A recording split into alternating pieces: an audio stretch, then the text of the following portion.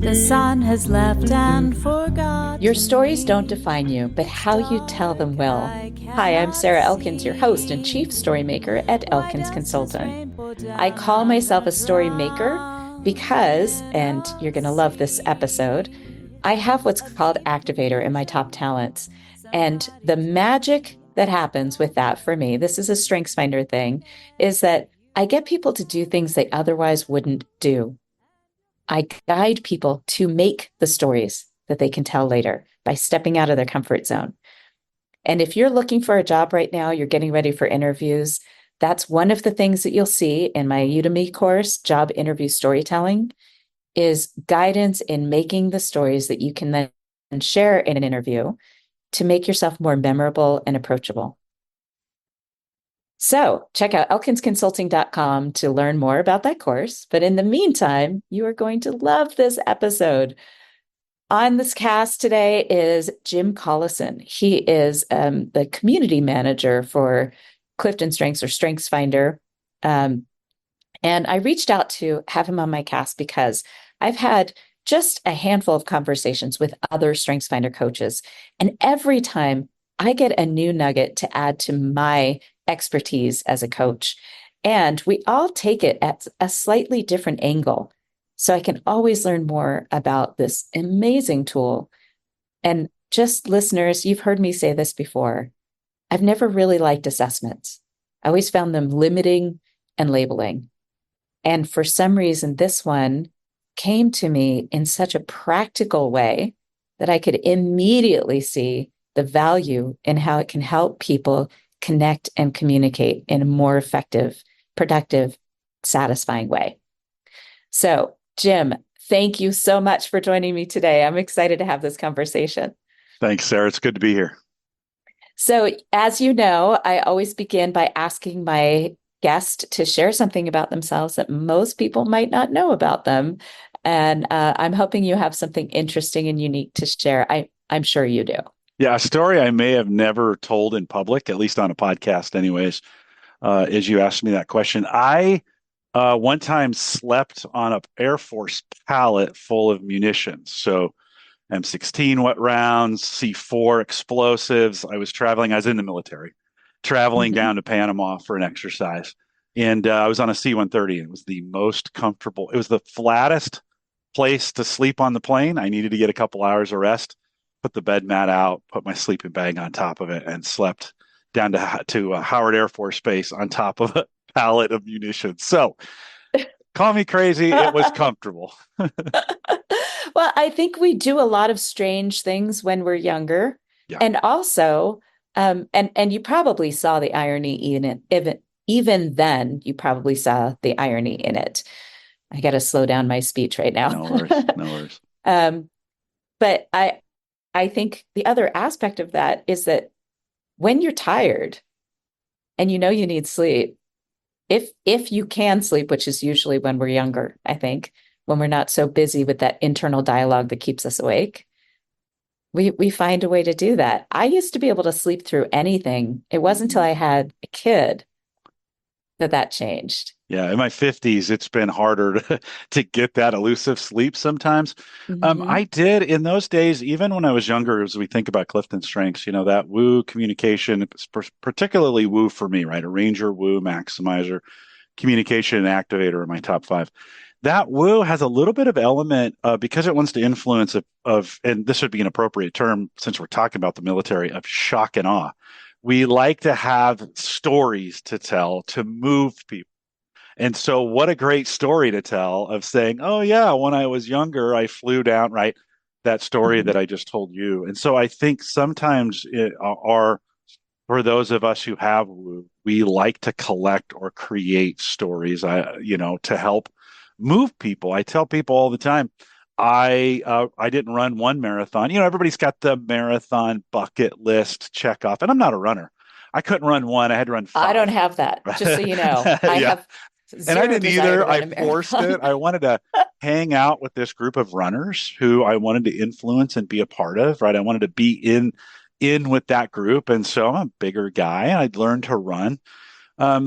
but I couldn't run one. I had to run five in the midst of it. So maybe that was an early identification of some of that talent for me of choosing to put myself in situations where I could then tell stories about it to move people. You can't take people places you've never been, right? Right, And right. so in these situations, I wanted to go somewhere, and in some cases do it maybe spectacularly.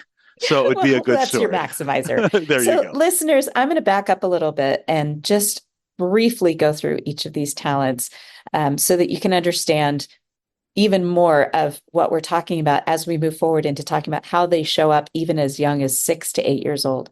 So, I'm looking at a ranger as Jim's top talent, and that means that he is amazing at categorizing things. He will, if a project drops in his lap, and just so that we understand, I know that it's considered a personality assessment, this Clifton Strengths.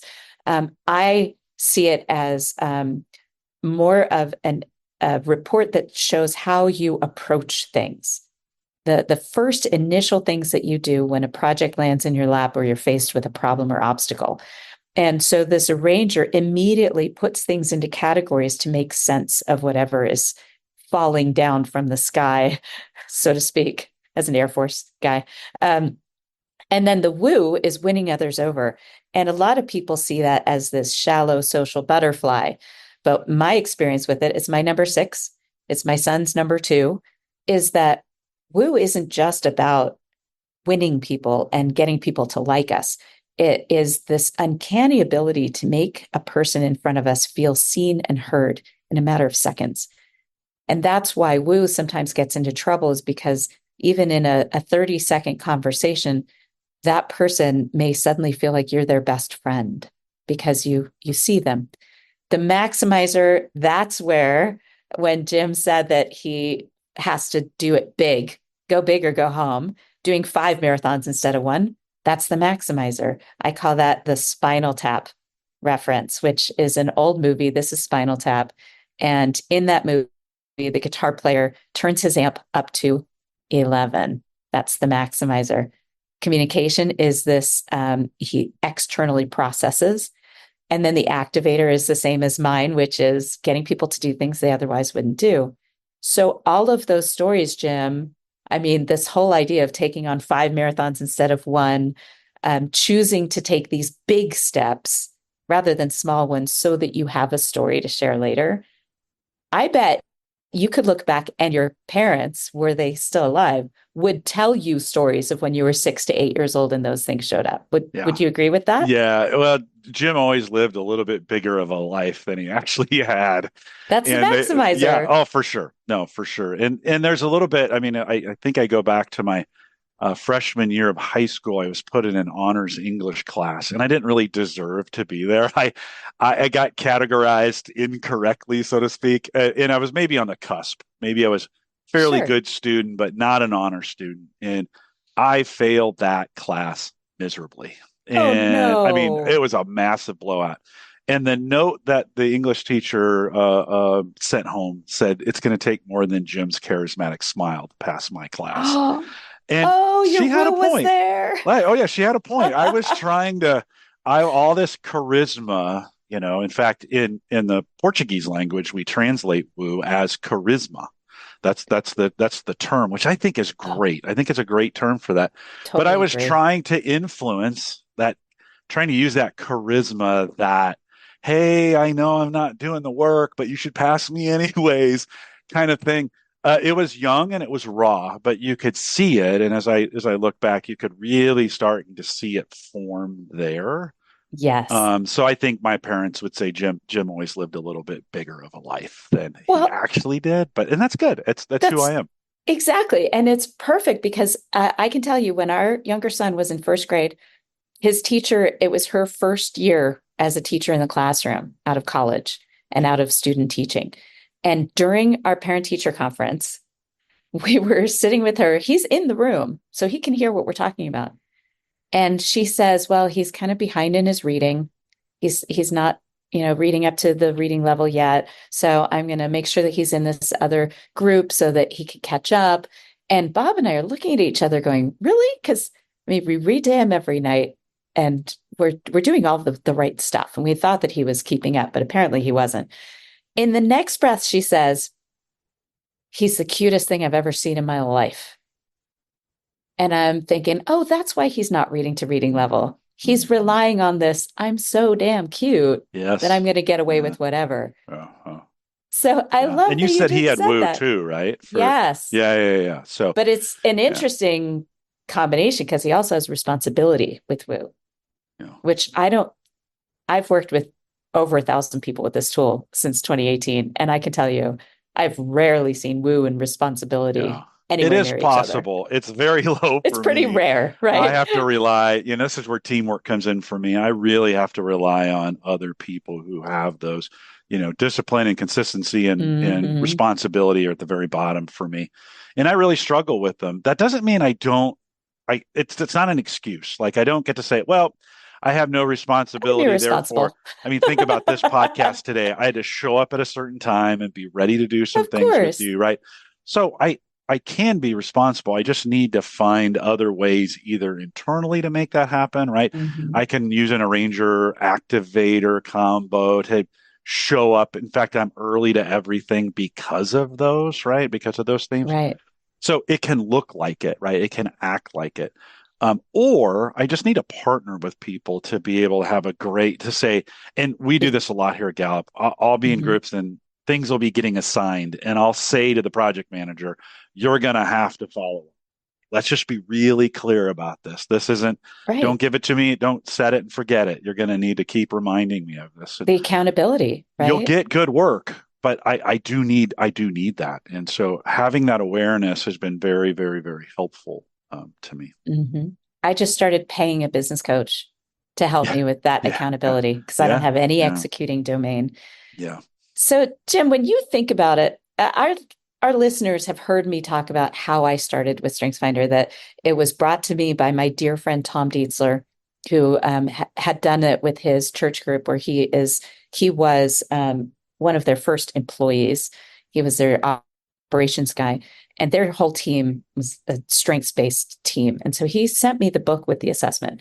And my other friend who used this tool, she owned a couple of hotels and she used this tool in her hiring.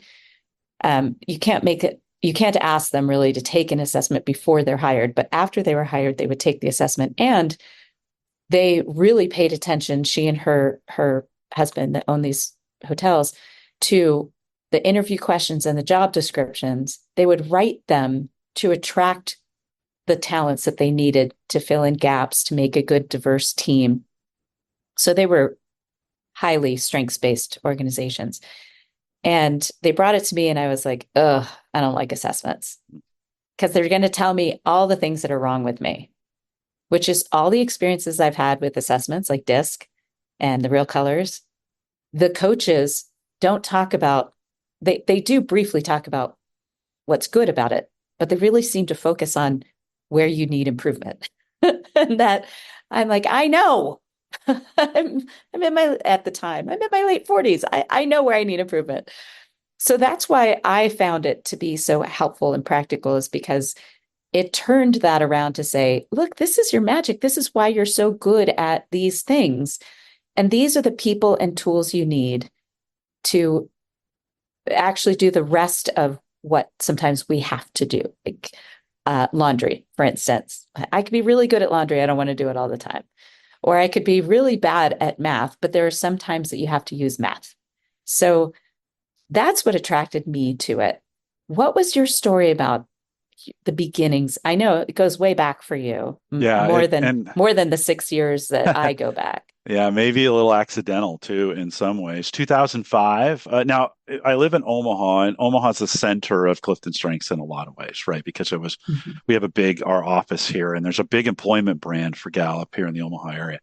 But that's the first Break All the Rules and Now Discover Your Strengths, two pivotal books talking about engagement and strengths, came out early 2000, 2001, 2002 in that time frame.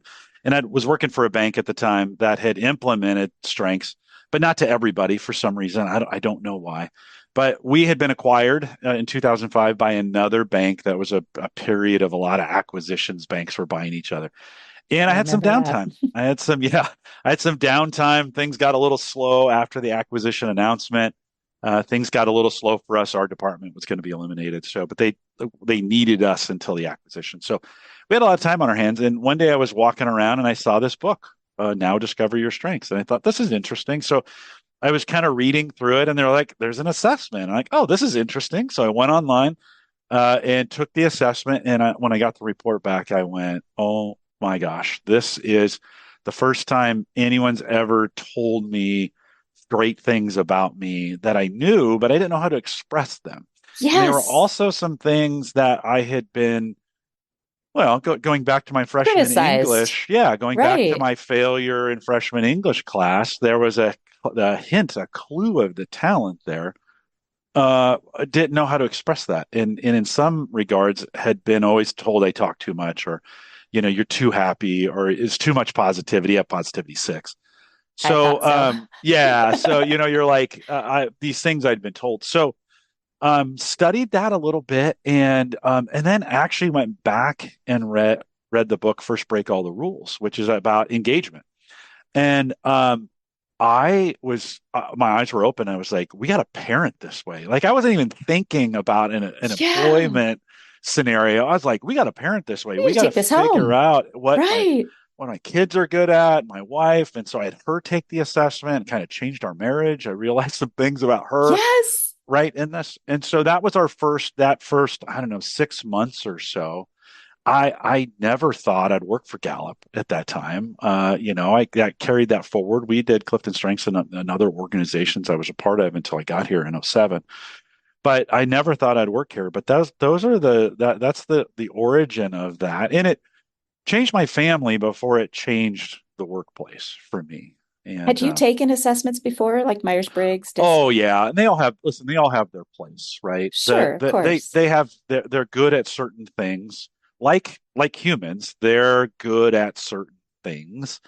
I liked the Clifton Strengths assessment because it was more than a little bit, but not so much I couldn't take it in, right? It was a sweet spot for me. These 34 themes are pretty digestible. They kind of make sense, even if you Mhm. haven't, maybe there's a few words like woo is one of those, maybe a ranger even, where they don't make sense right off the bat. But many of them, like communication or learner or strategic, yeah, they kind of Pretty already make straightforward. sense. Yeah, they kind Right. of make sense to you. Right. So you can quickly get a grasp on it. The key for me on this isn't that I understand them, right? I mean, it's great when you have some self-awareness around it and you know what yours are, you're more productive. But when you put this in the context of teams, you can Mhm. get to the conversation about productivity so much faster. And it takes kind of it kind of takes the personal problems or personal aspects of productivity and gives them a name. And then we can have these kind of conversations that are positive about why we are the way we are. Folks who are deliberative may have gotten a bad rap because they want to wait and think about it, right? Folks who are strategic are always looking for better options, to ways to do things. Folks with futuristic may have been too far ahead for people at times, right? All of those negative, sometimes those have all been represented in a negative way. We have a Right. way to Right. give it a positive label, a positive word, and then say, no, you're actually great because of this. How do we give you more work that makes that better for you? Right. Right. So you can be So more that's what I like. satisfied Yeah. No, right on. every Right day on. that you're here. So you kind of had this little throwaway about how these things had been part of criticism in your past. And I had that experience as well. And I've had clients, one totally blindsided me when I was talking about strengths in a group setting, and she got hostile. Like it blindsided. I was so surprised by the hostility. And then later on, I realized where it was coming from.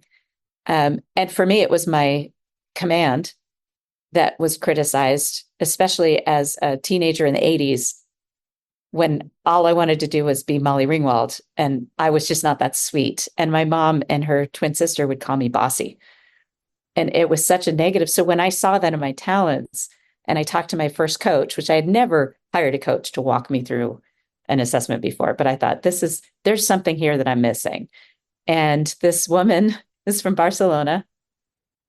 And so she called me Speedy Gonzalez with her accent, her Spanish accent. And I was in love immediately. But one of the things she said was, how does your command show up? And I was like, that is not a strength. That is my biggest burden. This is the thing that has gotten me into more trouble than anything else. I've worked in the public sector almost 20 years, and nobody in the public sector wants to be bossed around from a young, very petite woman. She said, so she walked me through how to see where it showed up in positive ways and manage it so it's presented in a way that was productive. So what I know you were criticized for the woo, the talking, the positivity, the communication, the external processing. What was your story that you went, oh yeah, that has been good, that those are good things? Yeah, listen, it took a while to get there. I think some people think, well, and let me back up just a smidge and say, these talent themes that we identify are embedded in us and have potential. That doesn't mean because woo is two for me that I'm good at it right out of the chute, right? It doesn't, it Right. displays It's too itself in instinctive. certain ways, right? Yeah, it displays itself in certain ways. But certainly I, through experiences, can begin to build on that. I think the point is knowing that's a natural tendency, I'll have much more success if I focus on that than if I focus on, like I'm never going to get focus. It's just not going to happen, or responsibility. It's just not going to happen. But for me, as I began to see woo was really something I've seen come out, I didn't quite understand how to take advantage of it until I started podcasting 12 or 14 years ago now.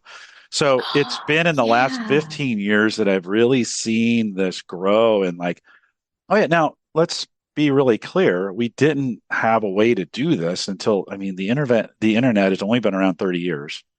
And so as a kid, I couldn't have been a podcaster or an influencer. That wasn't the way it worked. There wasn't even a title or a thing to do, right?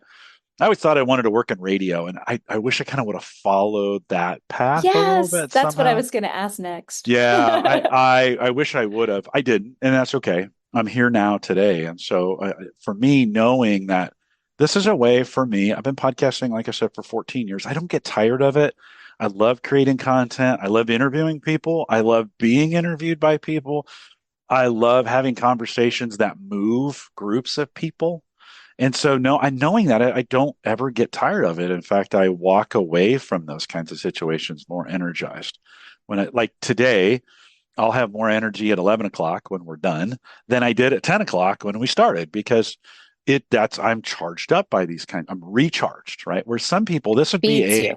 yeah, for some people, this would be a draining experience. Doesn't mean they shouldn't do it, by the way. It just is. Right. They don't get energy from it. It takes from them. For me, it charges me up. I can do it all day long. So maybe in the last 15 years, have I really begun to understand how to use that woo in a way and communication, how to use that in a way. I intentionally now go to meetings saying to myself, I'm going to be the last one to say anything in this meeting. Right?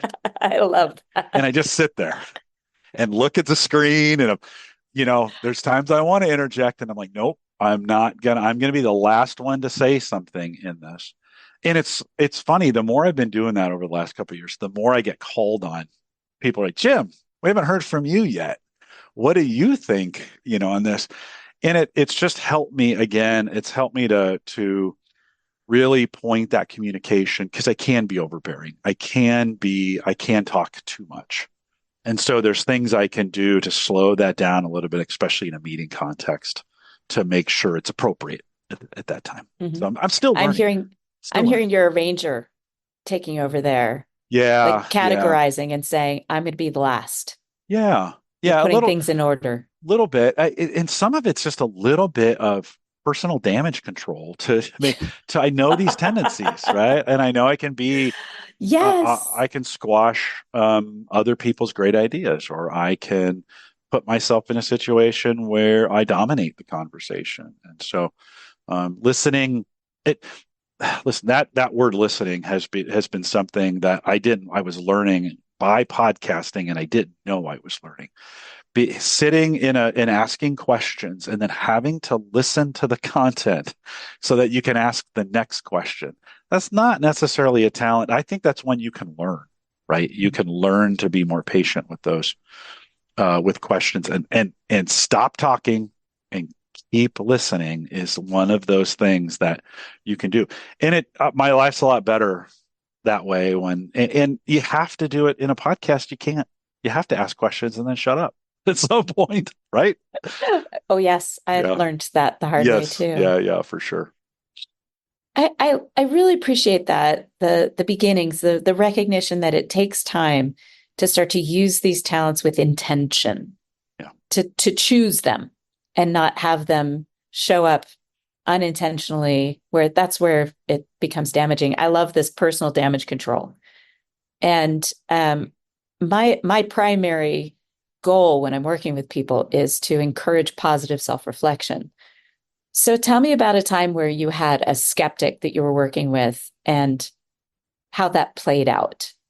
Because we've all worked with skeptics. Yeah, I think this the skeptic's really hard.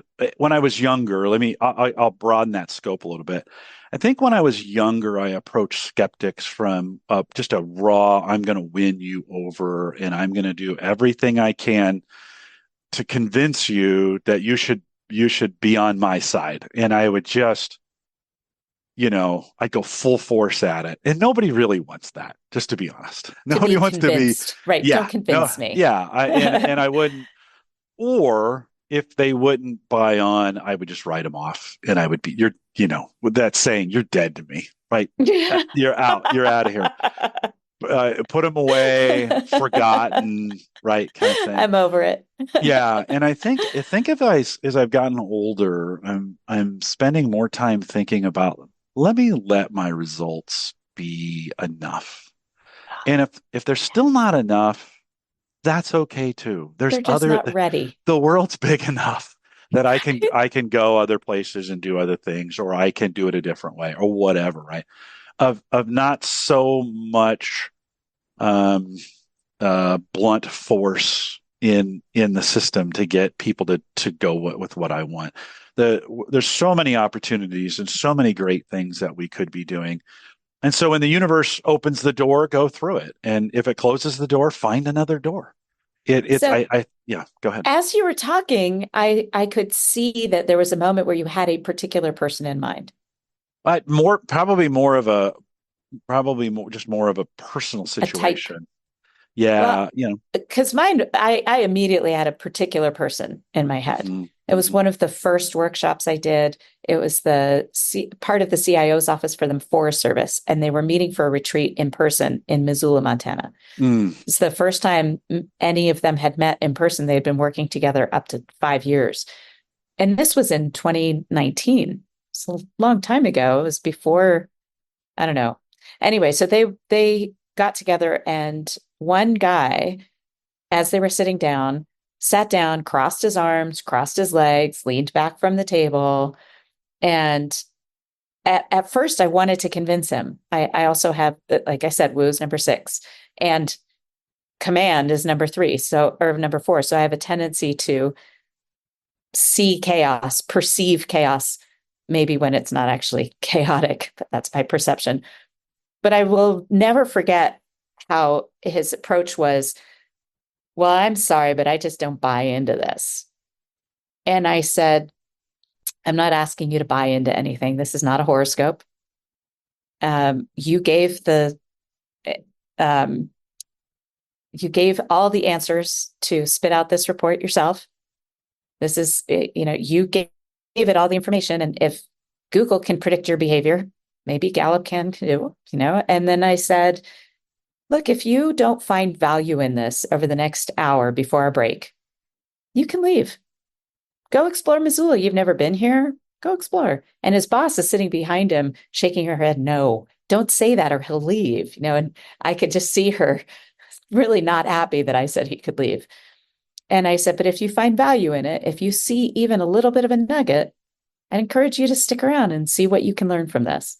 Yeah. And he's like, okay, kind of dismissive. But after that hour, he came up to me and asked me, can my wife take this? And that's the person that always pops into my head when I think about my skeptics. And I Yeah. think, I don't Yeah. need to convince you. Yeah. Yeah. So do you have anyone like that? Like, oh, well, I approach it. I mean, in my career, I've had times where I've tried to implement things too early, or I've been too, we started doing podcasting 10 years ago here at Gallup, and the 10 years ago, a lot of people were still like, what's a podcast, right? It was early, it was nerdy. And so, there's those kinds of situations where in a good chunk of my life, I've been too early on things. And you bump up against the skeptics, the critics, so to speak.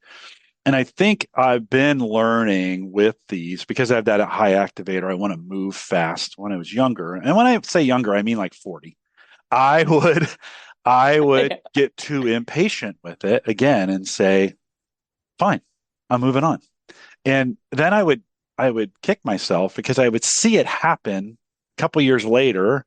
I was just not patient enough to wait for it to happen. And so with podcasting, it's a really good example. I started it too early, and a lot of folks were kind of like, they didn't know what it was. But I said, I'm going to stick this one out, because typically I'm not a sticker outer. Do you have adaptability in your I'm a top mover 10 oner. too? I do. Yeah, I do. Yeah. We I'm have way too much in common here. Yeah, I like to move, right? And so I get bored and I'm like, okay, let's go do something fun. With podcasting, this is one of those ones where with a little bit of discipline that I don't have, I stuck it out, and it paid some performance dividends later on. Fortunately, it was in the right place at the right time during the pandemic, right? And so all of a sudden, I shouldn't say everybody, many people went home, right? There was a lot of displacement. There was a lot of confusion.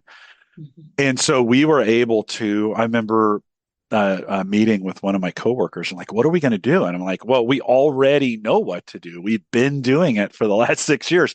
Let's just make more episodes of things. And we just dove into it and created that year of in 2020 and 2021, we doubled our output on podcasts. And I got so many notes of thanks back from our listeners who said, hey, thanks for being there when it was quiet, right? When I was home alone, or when I didn't know who to listen to. You were available both live and through the podcast, and you kept talking to us, and you told us everything was going to be okay. And so that's a particular situation where I'm glad I stuck to it and didn't give up in the early years of podcasting because we weren't getting the numbers or people didn't believe in it. I'm glad I pushed through on that one to get we've done 15 or 1600 podcasts now. Wow. And so I think almost 5 million downloads to our podcast channel. Yeah. So you you go, okay, yeah, that worked. Now, it took me till 40 to figure some of that out, right? So I guess I want to encourage people, if you're younger and you're listening to this and you're thinking, well, I still don't have it. Well, awesome. Now you've got something. There's still hope for you. There is growth and development after 40. You can do it, right? Old dogs and new tricks, right?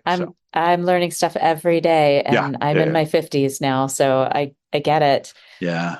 So I guess here you are, mid-50s, you're growing every day. Yeah. What's something in your talents that you're still, I want to make this in a story, so that our listeners can hear a specific example of this. Just about a year ago. Now, I've been married 27 years. Oh, congratulations. Nice. Thank you. Yeah. 26 years of marriage. So it was about a year ago. My husband and I had a blowout. You're going to have fights. Oh, yeah. Of course. Any good marriage is going to have some interruptions, right? And I will never forget this moment where I realized that we both have command in our top talents. And it suddenly came clear that we had this pattern of conflict, that it was the same conflict in different situations, same conflict over and over again. and throughout our lives together. And it was like this, like a rainbow showed up, right? This promise of, oh, okay, there's hope here. Now that I see it, I realize that when he walked into the kitchen, he perceived chaos. And when he went to take over, I reacted because I have command. I am in control of this room. I'm a cook. I've been doing this my whole life. And so I was insulted and frustrated that he came in and tried to take over when I was already, in my vibe, in my flow of cooking. And having that aha moment of our talents and how that conflict has played out in 26 years of marriage, it gave me this whole new realization that I still have more, that I can still have these aha moments that are life changing. There are some conflicts that they are patterns long enough in friendships, in colleagues, in romantic relationships that can trigger the downfall of the relationship. It only takes one more time of that conflict showing up for somebody to just lose their shit and say, nope, I'm done. We've done this before. I'm not doing it anymore. And they just leave. So for me to have that aha moment was, it was absolutely life-changing. So do you have a story like that where in the last year or so that you had that, oh, that's because of this talent, or that's because, this is the pattern that unfolds? Yeah, it's a great question, and I think we're always, as we progress. I always hate to say as we get older, but as we do, we, Yeah, well, we as do. we It's a get, natural state, right? We're going to um, get older. you know, I have we have this concept of imposter syndrome, right? That Right. people talk about of not belonging there, not deserving what you get. And I've talked about this before, so it's not a big revelation, but for a lot of folks. But I have this fundamental fear that I'm being lied to by everyone. Now, When that's they say you're impossible. wonderful, they're not Yeah, really no, meaning they it, don't really right? know me. Yes. They don't Yeah. really know me. Because Again, they don't hear your inner dialogue, this right? drives back to a woo maximizer, which for me, it drives back to wanting to be included. I ran because I wanted to be included in things. Right. Did a lot of things in my career because I want to be included in those groups, right? I wanted to be in the group. I wanted to be in the room where it happened. If we go back to the musical, but I think that's for me. That is still something I work on all the time. And the word, we have these four needs of followers: trust, stability, compassion, and hope. And trust for me is a big deal. Like I am still figuring out how do I, because I feel like, and it's not like I don't trust people. I don't trust my own. Sometimes I don't trust my own emotions Your in the perceptions, yeah, the right? perceptions. And listen, we For know sure. those perceptions oftentimes drive performance. This is the thing. Like Of course. you don't, when I'm on a podcast, yes, I'm giving out information, but I am performing. And if I'm not confident in what I'm doing, it doesn't come off as well. And if it doesn't come off as well, not as many people listen to it. I mean, they want to listen to it because it brings confidence to them, right? And so it's still, and I've had people say, oh, just get past it, you're fine. It doesn't work that way, friends. I'd love to think I could just wish that away, snap my fingers and wish that away. And because especially when people who see me do what I do, they're just, oh, you're fine. I can't believe you struggle with that. And I think most of us have those dark, like when we really figure out what we're good at, there's a dark fear behind it that it is there, and it's like the opposite. It's the opposite of what we're best at. I think what I'm learning in all of this, Sarah, is this: that realizing that dark side and not trying to hush it or shoo it away, but it fully embrace it for what it is and then use it as an agent for energy. Like grab it and say, yes, okay, I am worried about these things. Let's turn that worry into action to continue to drive performance, to continue to be better at my craft, to continue to do things. And I think sometimes the temptation is we like with imposter syndrome, we want to say, well, I just want to get rid of it. And in some regards, I actually want it closer to me. Keep your friends close and your enemies closer. Of I course. actually kind of want it closer in some regards because it can fuel, for me, it can fuel Mhm. better performance. When I get in a situation and I get a little Cocky. cocky, right? It always goes poorly. Always. Especially from a performance standpoint. But when I have a little bit of tension, when the visitor when that imposter syndrome is with me and it's staring me in the eyes and saying, be careful, Jim, be careful about what you say, because what you say is important. It becomes an accountability partner for me. And I know that Mm. for some people, I Mhm. know that's a weird dichotomy, but I really, when we do the podcast all the time, I get people who say, oh, I'm super nervous. And I'm like, awesome. Embrace that nervousness. It means this It's, matters. it matters and it's good for you. It will Uh-huh. actually, I think nervousness changes your chemical composition. You get better sometimes. Now, if it gets to be too much, it can be debilitating, right? But a Mhm. little bit of it there as a companion for energy, for me, Yes. I think people need to. This isn't, not everybody is going to have the same thing with imposter syndrome that I have, right? So I Right. think you got It to shows look up differently inside. for Yeah, people. Yeah. look inside and say, where's the darkness that I've been hiding? How do I embrace it for what it is and then use it in a way that fuels my performance? Is it comfortable? No, but neither is working out, right? we Uh-huh. but we do it because it's good for us, and I think Right. that's one of those emotional things. That's where we can work out emotionally, is to Mhm. embrace that inner darkness a little bit and say, hey, how can I use that in a way that fuels or makes me better? Yeah. I love that. It reminds me of two things. One is my friend Kevin Strauss and I had this great conversation. He is a multi-athlete, and talks a lot about physical challenges.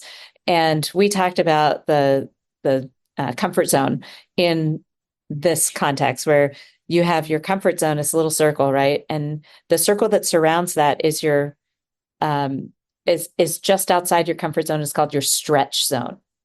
And that's where you want to be, Yeah, right? And yeah. then he said, and just outside of that one is the oh shit zone. Yes, And the yes, difference is neurologically, there's a big difference. yeah. The stretch zone, as you're taking these steps, brings your comfort zone, it makes it bigger, right? Mhm. Because every time you step into your stretch zone, you're making it bigger. And the beauty of that is that that's where the imposter comes out, is when you're stretching. Yeah, So I love that you said yeah, it can be such a gift because it can fuel you. That's what I think, because it also keeps us humble. It's the yeah, part of us that yes. says, okay, I'm still striving Mhm. and I'm stepping into that stretch zone. But as Mhm. soon as you get into that oh shit zone, that's when the cortisol hits. Yeah, yeah. And the other thing that reminded me of is the book, The Comfort Crisis by Michael Easter. And it's over the top into the oh shit zone a lot. And while I don't encourage that. Usually when you're in the oh shit zone, it's because somebody else put you there Yeah, or yeah. some circumstance put you there.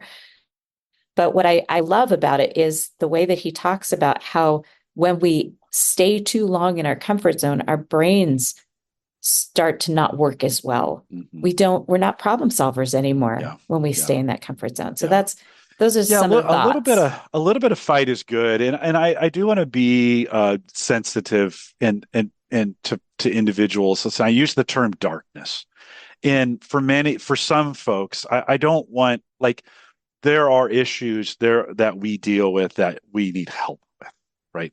Right. And I don't want to make light of any of that. I'm not trying to, certainly, as our numbers say here at Gallup, we are in the middle of a mental health crisis. And there Absolutely. are individuals, I'm not telling you to tackle this on your own. If it's serious, get help, reach out to people, Yes, get please. counseling, get therapy, those kinds of things. So I just want to make sure I'm really, really clear on that. I've said that in some cases, and people have said to me, but maybe that's not appropriate for what I'm going through. So take that advice for you. Mhm. If you're in a healthy spot and you can take that, great. If you're not, please reach out and get some help on that as well. I just want to make sure I'm sensitive Yeah, to that. thank you. Yeah, thank you for bringing that Yeah, up. I yeah, just took a suicide awareness and prevention training as part of my coaching training. And so I appreciate you bringing that up. yeah, And yeah, listeners, truly, if you are struggling to find somebody who can talk to you, there are a lot of resources out there, and we can put some of those national resources in the show notes associated with this podcast, elkinsconsulting.com. So if you are seeing somebody else going through something really significant, or you're going through something significant, please go to elkinsconsulting.com to this podcast, and it'll be in the show notes, the national hotlines. All right, let's lighten this up again. Sorry, Mhm. sorry to take it, No, sorry to take it down there, but to listen. I think every acknowledge once it. in a while it's good to bring. Sometimes we get a little too, too no, I don't want to say too It's positive not too because that's positive, not but I possible. get it. The Yeah, reality is that wishy-washy, there are people yeah, going through some really hard things, and for sure, StrengthsFinder is for not the sure. answer to that. Correct. Yeah, It can yes, contribute, but it's not yes. the answer to that. But what Listen, I can say yeah, is yeah, that this has been kind of a gateway for some of my clients, yeah. where taking this time to self-reflect using a coach as opposed to a counselor has Hmm. actually encouraged a few of my clients to go seek counseling. Yeah, yeah, So, yeah, whatever works to get people to yeah, self reflect enough to know that it's time to seek outside help, yeah, I'm yeah, all in, for sure. because we've had plenty of that in my family. And I'm sure all of our listeners have been Indeed. touched by that in some way. Indeed. Our well-being numbers at Gallup say if you are suffering, that growth, it's the growth in like we think about Clifton Strengths and having a strengths-based philosophy. If you're suffering, it's hard to grow in that area while that suffering is still existing. You've got Mhm. to address that first. Same thing with we have these five characteristics of well-being, these five areas. If one of them is suffering, the other four will suffer as well. You gotta focus. So if you're in a situation where you're suffering, whatever that happens to be, let's work on getting that fixed first, and then we can begin a Mhm. strengths journey to some of these things. But it's tough to move forward when you're Right. suffering in any of those areas. So Yeah. yeah, My friend Kevin Strauss, as he brings it out to four parts: emotional, spiritual, physical, and mental health. yeah, And yeah. he says they're like the four wheels of a car. One tire goes flat, and you are not going to be driving They properly. all suffer. They do. Yeah, they all You suffer, can still even if it's go. just, It's going to be yeah, painful, right? Yeah, yeah, exactly, yeah. exactly. Indeed, indeed. And I love his definition of emotional health and how different it is from mental health, Yeah, because emotional health in this definition is being able to give and receive love. yeah, So that's about community, yeah, right? yeah. So, okay, we're going to come full circle back to your story of being able to sleep anywhere. I would love to hear a story of one of the aha moments early in your strengths journey, when you were in the middle of something and you realized, oh my gosh, I'm handling this so much better because I get this. And you alluded to that with the podcast beginnings, being able to stick with something because you recognize, oh, okay, maybe this wasn't conscious, but you knew to use your arranger and probably your positivity maximizer to stick with it and find a way to make it sticky for you to keep yourself accountable to it. But what was a moment in time? Because I remember mine when I went, oh, yes, I've come a long way thanks to this tool. Yeah. But it's not a work example; it's a home example, which That's great. is a workplace. Just to be honest, It it might be is. the We can't hardest separate the workplace. two, really. Might be the It is hardest workplace we have, right? with the most at stake. For sure. And my middle son and I had a in his teens had a difficult relationship. And I was just all over him. And I'd, I'd try to get stuff out of him from did you want to do this or that or any, and it just, he'd be like, whatever. I'm game for anything, whatever. And he was growing too. He didn't know how to express it real well, but Right. I thought it was laziness. And I just thought, well, I'm going to work that laziness right out of you, right? Kind of thing. It wasn't until I don't know, maybe right around his senior year or as he went off to college, he took Clifton Strengths and he has adaptability number one, and he literally could do anything. And I didn't like he was living he was living out his strengths. He was like, yeah, no, I'm fine. When I'd Go with the ask flow. him this or that, he'd be like, whatever. I can literally do whatever. And there was an aha moment there where I thought, oh my gosh, I have been trying to drive him to decisions when he really just wants to be where everybody else is going, right? He can be adaptable. He can adapt to just about anything. He still can. He's pretty great. Once I figured that out, now I don't get frustrated. I'm like, this or that. And he goes, well, whatever. I just give it to him. Like, okay, then take this. Okay, Right. that sounds great. You know, um, what the kicker to that is we did a family grid, and the number one theme for our family is adaptability. Now I have it 7. No, I'm That's sorry. pretty high. I have it 11. Oh, So okay. it's after It's the 10, there. but many of my kids have it much higher. And it started explaining some of our family conflict. Is we were doing that, my wife and I were doing that at a family level, and we'd say, "Hey, what do you guys want to do?" And they'd say, "We'll literally do anything." And we're like, "That's not good enough." So, it You is have to have now. an opinion. Yeah. Tell us what you want to do, right? Kind of deal. We thought we were leading them by giving them some options. What they really wanted was for us to say things, and then they could adjust them once we made a decision. A lot of teams work that way, right? Where you have this team thread that goes throughout it. And it took us a while to discover that, but that was a big discovery for us as a family. And we act a little bit different now because of it. And I'm not saying overnight it solved all of our family problems, right? But we do have those moments like with my middle where I can say, okay, I'm gonna be okay with just telling him what to do, and if he doesn't like it, he can adjust. But he's not What looking. He's looking for me to lead him a little bit. what did you say to him when you realized that? Sorry, Thank I you. said I'm That's kind of what sorry. I was going for. Yeah, I'm really. I no, I had a conversation. I said I'm really sorry the way I've been parenting you. This doesn't. What's funny is he didn't see it as bad as I did. Right? He was Well, like, isn't oh, that usually the he case? was like, I don't think it was that bad, Dad. I mean, I'm like, no, it was horrible. And so we had that conversation to say, just to say like, oh, I'm gonna do some things differently now. He just contacted me a couple days ago and said, hey, I want to get together this weekend and just tomorrow night work. And I was like, oh, I can make it work. And he's like, well, we can pick another day if you.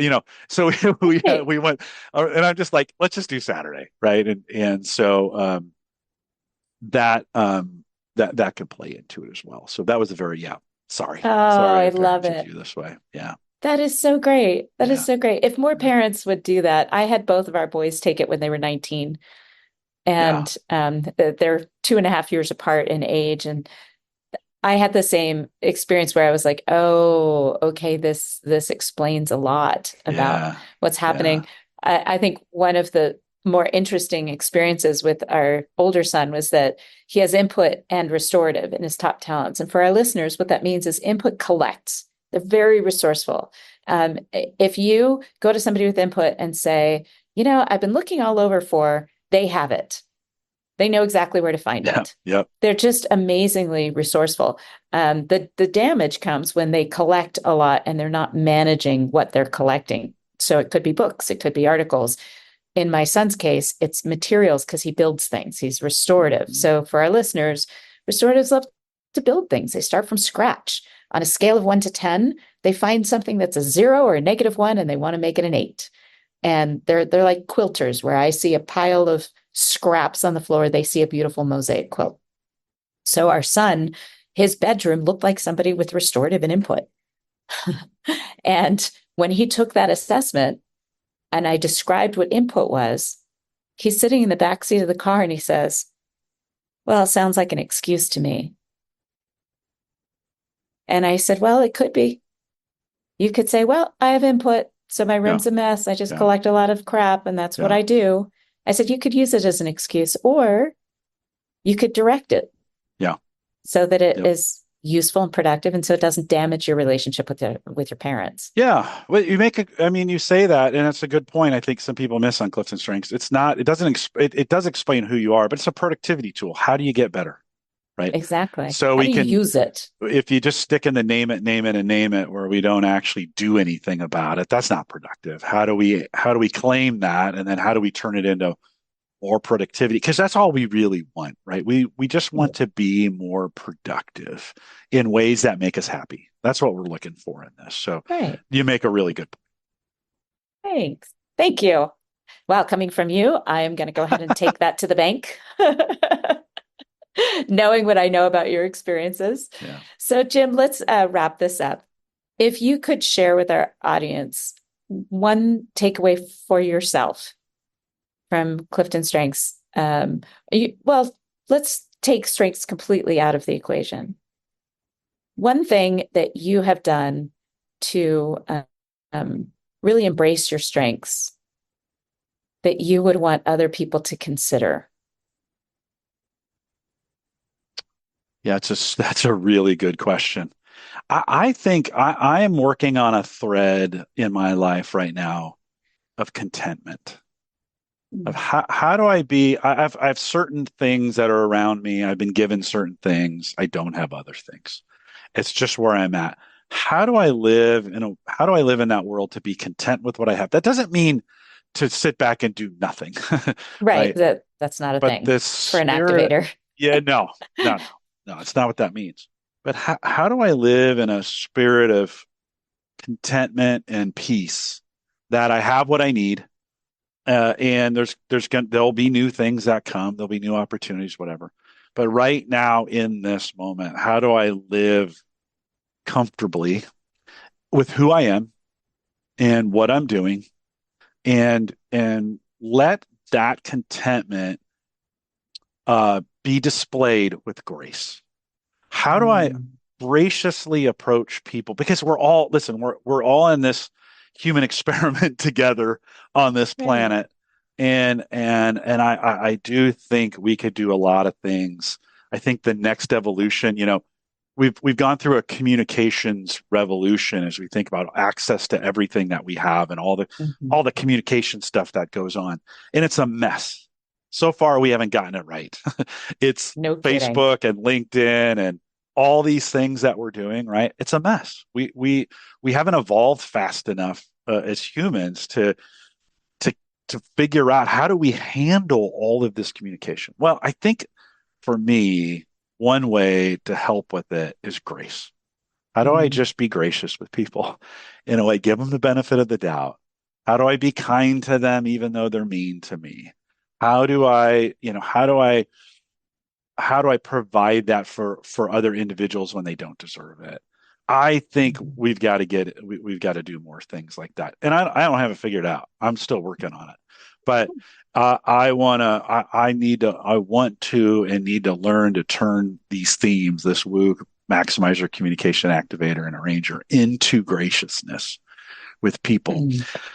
And I just think that's the next step in our evolution. So I don't know how to get there. I'm working on it. I need help, but that'd be the one thing I've been thinking a lot about, Sarah. Oh, thank you. Thanks for sharing that. I really appreciate it. And I agree. That's it's kind of overwhelming, all these different platforms and ways to communicate, and we definitely have not mastered that yet. we have some work to do, friends. We have some work to do, and so I encourage everyone, don't check out. It's time to check in. Like everybody, we need everybody on board at this point, checking in. Clifton Strengths isn't the answer for societal problems, but it is some great answers for you and the teams that you work with around making productivity easier and better and inside of teams. And so certainly love to be here to help if you want to join in that journey with us on the Clifton Strengths journey. And Sarah, thanks for having me on. Appreciate it. Thank you so much, Jim. I really appreciate your time and vulnerability and sharing. And listeners, to learn more about this tool and about Jim, to follow him, to learn about his podcast, don't hesitate to go to elkinsconsulting.com. On the show notes for this episode, we will have all those links. Jim, thanks again. Really appreciate your time. Sarah, it's been great to be with you today. Thanks for having me. All right, listeners, it's your turn. This whole Clifton Strengths, any assessment, maybe this isn't the answer to our global communication issues, but it can be an answer to your individual communication. And the reality is that each of us is responsible for our own communication and how it's received to the people and the environment around us. You are communicating with everything you do, every like, every comment, every share, every honking of your horn. You are communicating who you are, your character. And when you can take responsibility with it, the world changes. So, listeners, what are you going to do today, tomorrow, over the next few days to figure out what it is that you want to work on? Jim said he wants to work on grace, being content and showing that in a state of grace for the people around him. What will your challenge be? Will it be to find somebody who has opposite strengths or different character than you so that you can learn from that experience? I would love to hear what you take on, what your challenge is in the comments, or email me. I'd love to hear from you. Thanks so much for listening. That's the time you must keep on trying. Smile, what's the use of crying? You'll find that life is still worthwhile if you just smile.